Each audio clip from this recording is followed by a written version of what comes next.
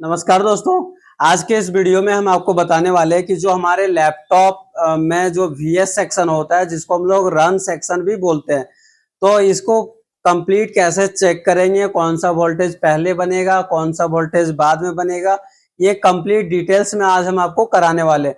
हमारे पास इस digital board में आपको कुछ डायग्राम दिख रहा होगा, तो इस डायग्राम की मदद से आपको हम समझाने का कोशिश करेंगे कि कैसे आप इसको आसानी से समझ सकते हैं और इसको स्टेप बाय स्टेप चेक कर सकते हैं।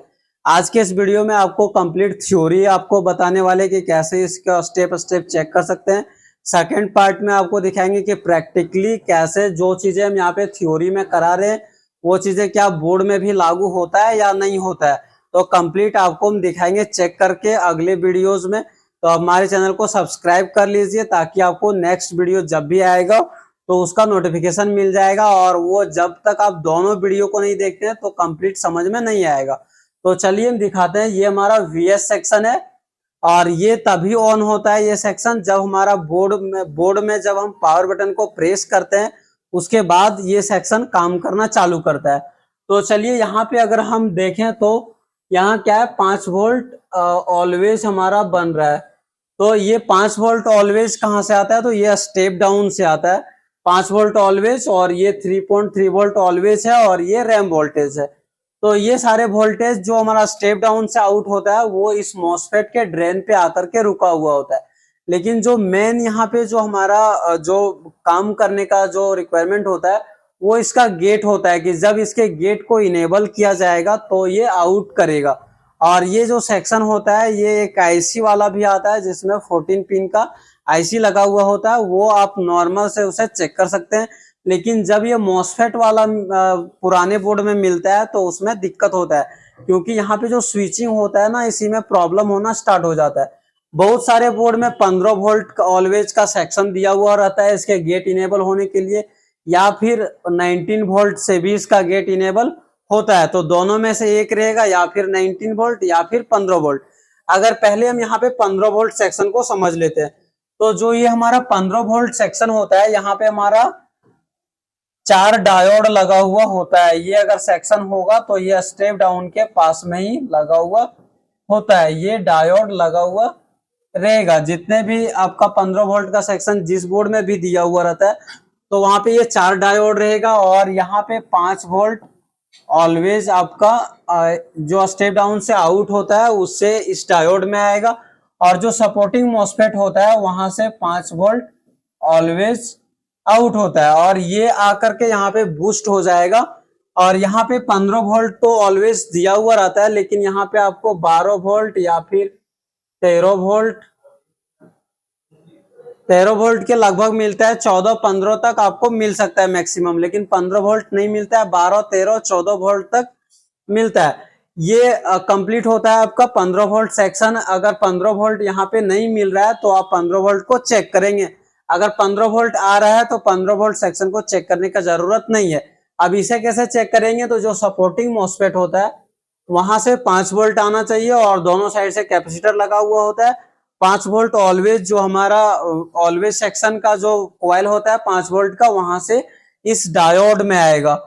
और ये प्रक्रिया जो होता है वो 4 डायोड लगा हुआ होता है, यहाँ से वोल्टेज को बूस्ट कर दिया जाता है, और यहाँ पे 12 वोल्ट 13 वोल्ट के लगभग यहाँ पे आपको देखने को मिलेगा।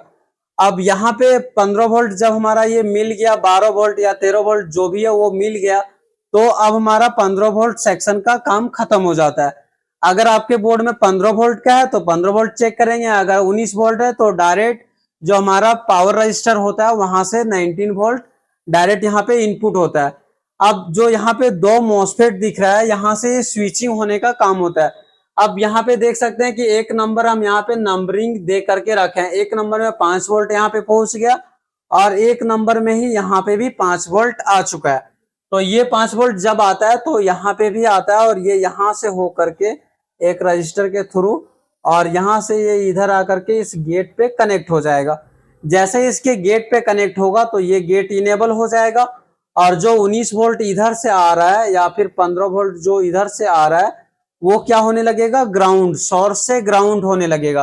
तो ये रजिस्टर हमारा पुल अप के तरह काम करेगा, और इस वोल्टेज को इधर ही यहाँ पे रोक लेगा, यहीं पे रुक जाएगा। और इसके गेट पे वोल्टेज हो जाएगा 0 वोल्ट। तो यहाँ पे क्या हो गया, इसका गेट बंद हो गया। अब जब हम लोग पावर बटन को प्रेस करते हैं तो जैसे ही पावर बटन प्रेस करेंगे तो यहाँ से आयो से वोल्टेज 3.3 वोल्ट सस्पी हेज के नाम से आउट होता है और वो आएगा इसके गेट पे। जैसे इसके गेट पे वोल्टेज आएगा तो इसका गेट इनेबल हो जाएगा और इसका जो सोर्स है वो ग्राउंड हो जाएगा। तो ये अगर ग्राउंड होगा तो जो 5 वोल्ट इधर आ रहा था वो इसके ड्रेन पे भी आ रहा था और ये वोल्टेज ग्राउंड होने लगेगा। तो अब ये पुल अप के तरह काम करेगा और ये वोल्टेज को यहीं पे रोक लेगा। तो इसके गेट पे क्या हो गया, 0 वोल्ट, यहाँ पे 0 वोल्ट हो गया। जैसे ये 0 वोल्ट होता है तो यहाँ से जो इनपुट आ रहा था वो यहाँ पे ड्रेन पे आएगा। तो इसका गेट तो बंद है क्योंकि यहाँ पे 0 वोल्ट है। तो सोर्स से जाना जो जा रहा था वोल्टेज वो बंद हो जाएगा और वो यहाँ पे आ जाएगा और इसके गेट पे और इधर से इसके गेट पे इनपुट हो जाएगा। और यहाँ से फिर ये जो रैम वोल्टेज है यहाँ पे भी ये वोल्टेज आएगा और इसका गेट इनेबल हो जाएगा और जो हमारा 5 वोल्ट आ रहा था वो यहाँ से आउट हो जाएगा VS के नाम से। और जो यहाँ पे 3.3 वोल्ट आ रहा था ये भी हमारा आउटपुट हो जाएगा 3.3 वोल्ट VS के नाम से। अगर यहाँ पे कोई दिक्कत हो तो फिर से मैं एक बार रिपीट कर रहे हैं, यहाँ पे 19 वोल्ट या फिर 15 वोल्ट आएगा, दोनों में से कोई एक आएगा। और जैसे ही हमारा 15 वोल्ट आता है या फिर 19 वोल्ट आता है वैसे ही 5 वोल्ट भी ऑलरेडी पहुंचा हुआ होता है। और ये 5 वोल्ट जब ये यहाँ पे आएगा एक नंबर में तो यहाँ पे भी आएगा और ये वोल्टेज सीधा इसके गेट पे जाएगा।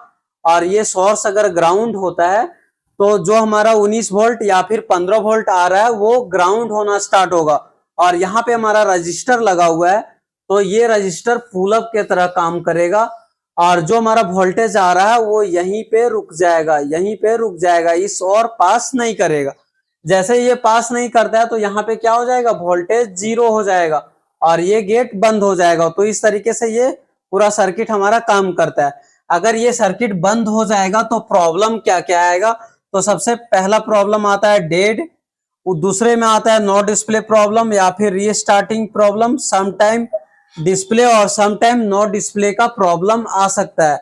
और बहुत बार ऐसा भी होता है कि आप पावर बटन प्रेस करें और अगर डीसी सप्लाई से आप कनेक्ट करके रखें तो थोड़ा सा आउटपुट आपका जो होता है वो एम्पियर कंज्यूम करेगा और तुरंत ही वो जो एम्पियर ले रहा था वो 0 हो जाएगा या फिर वो लो हो जाएगा। तो उस कंडीशन में हम लोग का आउटपुट में चेक करना होता है ये जो आउटपुट हो रहा है यहाँ पे शॉर्टिंग हो सकता है। तो इसके लिए आपको shorting step by step check करना होगा।